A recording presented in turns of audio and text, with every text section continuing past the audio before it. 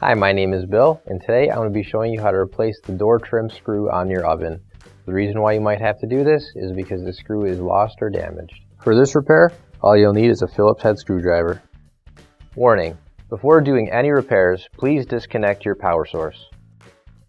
For this repair, we'll be using a Whirlpool stove. Keep in mind, ours might be a little bit different than what you've got at home, but the same techniques should still apply. So on this oven, we've got two screws that are supposed to be on either side here. On our example, we are missing one screw in here, so we're going to have to replace that. So you can grab your new OEM replacement screw, and if you don't have one already, you can find it on our online store. So we just want to make sure that the hole is lined up, and once you're sure that the hole is lined up, you screw it back into place.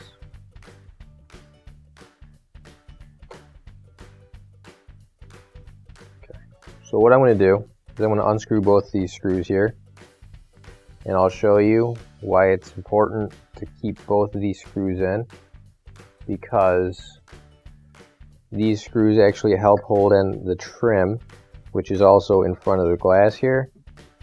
And if these screws are out, you could have an issue with the front glass falling out. So as I unscrew this, I'm going to be careful. I've got my leg in front of the door, so it definitely won't fall off. And I'm leaving all the other screws in, but just like this. So if you're missing one screw, you really should put that other one on, because if one breaks, the trim breaks off or something like that, now you've got glass edge right here, and if anything else is loose on here, this could potentially come out, fall down and break on you. So you definitely don't want that to happen. So that's why I definitely recommend that if you are missing a screw, you should definitely replace it.